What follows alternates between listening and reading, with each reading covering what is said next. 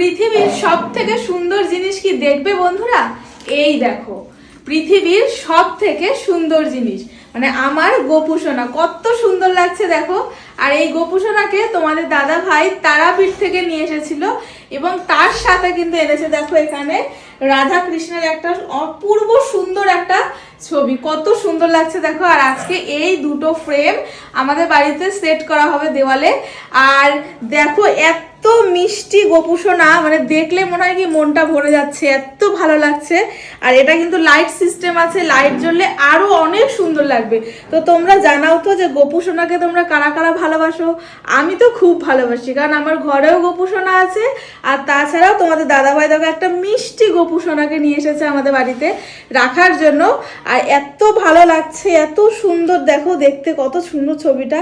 আর তার সাথে কিন্তু একটা অপূর্ব সুন্দর ছবি এনেছে, যেটা হলো এই রাধা কৃষ্ণের। দেখো কত ভালো লাগছে, মানে দেখলে মনে হচ্ছে কি মনটা একদম মানে পরিপূর্ণ হয়ে যাচ্ছে, এত সুন্দর লাগছে, মানে মনে হচ্ছে তাকিয়েই থাকি, এত ভালো লাগছে। তো আমাদের বাড়িতে তো আরো অনেক ঠাকুরেরই ছবি আছে।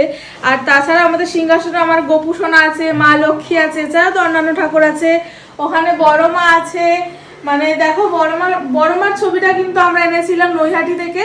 বড়মা যতটা সুন্দর, মানে প্রত্যেকটা ঠাকুরই কিন্তু অসম্ভব সুন্দর। আর গোপুসোনার এইরকম ছবি আমাদের বাড়িতে ছিল না, কিন্তু তোমাদের দাদাভাই তারাপীঠ থেকে সেটা নিয়ে এসেছে। আর আমাদের সবার খুব পছন্দ হয়েছে, কারণ এত মিষ্টি একটা গোপুসোনা পছন্দ তো হবেই।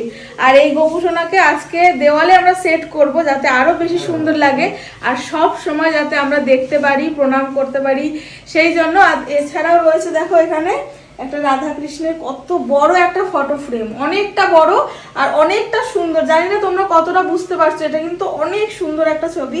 আর এই ছবিটা আজকে আমাদের একদম বাইরে ডাইনিং এ সেট করা হবে। আর এইটা হচ্ছে কি আমাদের ঘরে, আর কোন জায়গায় সেট করব সেটাও তোমাদেরকে দেখাবো। তো চলো, একটু পরেই সেট করতে লোক আসবে, তার জন্য তোমাদেরকে দেখালাম। যে তোমরা কিন্তু অবশ্যই জানিও যে এই দুটো ফটোই কতটা সুন্দর লাগছে, আমার তো ভীষণ পছন্দ হয়েছে।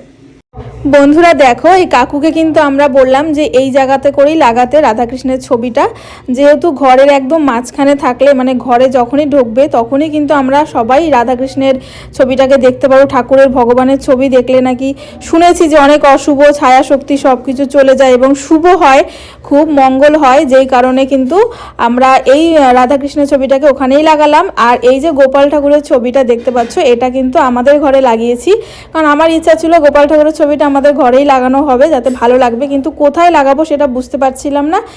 এই দিকে যেহেতু আমাদের বিয়ের একটা ফটো রয়েছে, আর ও পাশে যেহেতু আমার একটা ফটো রয়েছে, এবং তারপরে ভাবলাম যে ঠিক এই জায়গাটা করে লাগালেই গোপাল ঠাকুরের ছবিটা বেশি ভালো লাগবে, ওখানে লাগালাম। আর ঘড়িটাও কিন্তু তার সাথে লাগিয়ে নিলাম, এটা তোমাদের দাদাভাই এনেছিল কিন্তু লাগানো হচ্ছিল না, তো একেবারে কিন্তু লাগিয়ে নিলাম। তোমরা জানাবে যে কেমন হয়েছে। বন্ধুরা দেখো, ফটো লাগানো হয়ে গেছে, এবার তোমাদের দেখাই যে ঘরটা কতটা সুন্দর লাগছে। তো দেখো এখানে হলো গোপাল ঠাকুরের ছবিটা লাগিয়েছি।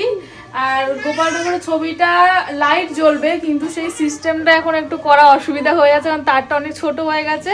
তো দেখো কতটা সুন্দর লাগছে। আর পাশে একটা ঘড়িও লাগিয়েছি, কারণ ঘড়িটা আমাদের আনা ছিল কিন্তু লাগানো হচ্ছিল না, তো একবারে লাগিয়ে নিলাম। তো কেমন লাগছে অবশ্যই জানিও। দেখো অনেক সুন্দর লাগছে, কিন্তু লাইট জ্বললে আরো অনেক বেশি সুন্দর লাগবে, কিন্তু লাইট জ্বলার সিস্টেমটা এখন হয়নি, কিন্তু হয়ে যাবে। আর যে বড় ফটোটা ওটা ডাইনিং এ লাগিয়েছি, ওটা ডাইনিং এ দেখো কত সুন্দর লাগছে।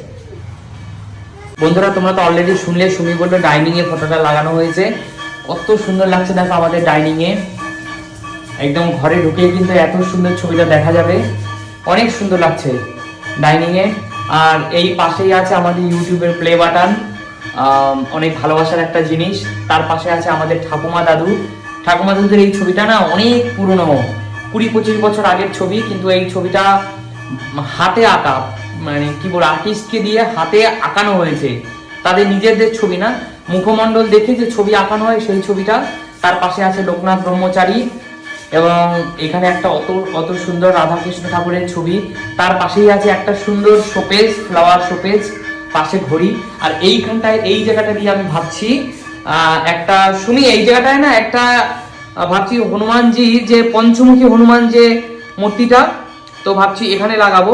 তো বন্ধুরা এই যেহেতু বাড়ির দরজা থেকে ঢুকেই পঞ্চমুখী হনুমানের মূর্তিটা এখানে লাগাবো, তো তোমরা একটু কমেন্টস করে বলে দিও তো বন্ধুরা যে এই জায়গাটা পঞ্চমুখী হনুমানজির জন্য পারফেক্ট জায়গা কিনা, কিন্তু ভাবছি সামনেটা এবার বলো আমি কাকে সরিয়ে এখানে হনুমানজিকে রাখবো বুঝতে পারছি না। তো তার জন্য ভাবছি এই পাশের জায়গাটা তো পুরো ফাঁকা, তো ভাবছি এই জায়গাটায় পঞ্চমুখী হনুমানজির ফটো লাগাবো। তো বন্ধুরা তোমরা কমেন্টস করো যে সুন্দর লাগবে কিনা, রাধাকৃষ্ণ ঠাকুরের ছবিটা আমাদের এখানে কেমন হয়েছে একটু জানিও। আর অলরেডি তো তোমাদের দেখিয়েছি যে আমাদের এই রুমটাতে কিন্তু গোপাল ঠাকুরের ছবি কিন্তু লাগিয়েছি, ঘড়ি লাগিয়েছি, সুমির ছবি। আর সুমির কিন্তু অলরেডি এখানে শুয়ে পড়েছে। সুমি কি করবো, মোবাইল ঘাটছে শুয়ে শুয়ে। প্রচুর ঠান্ডা, তার জন্য শুয়ে পড়েছি। আচ্ছা আচ্ছা ঠিক আছে, অসুবিধা নেই। আর দেখো বন্ধুরা অনেক সুন্দর লাগছে। তো তোমরা একটু কমেন্টস করে জানিও আমাদের ফটোগুলো কেমন হয়েছে বাড়ির। তো তাহলে দেখা হবে নতুন কোনো দিন নতুন কোনো ভিডিওর সাথে। আর কমেন্টস করে কিন্তু ভুলো না বন্ধুরা যে আমাদের গোপাল সোনাকে কেমন লাগছে, প্লাস আমাদের রাধাকৃষ্ণ ঠাকুরকে কেমন লাগছে।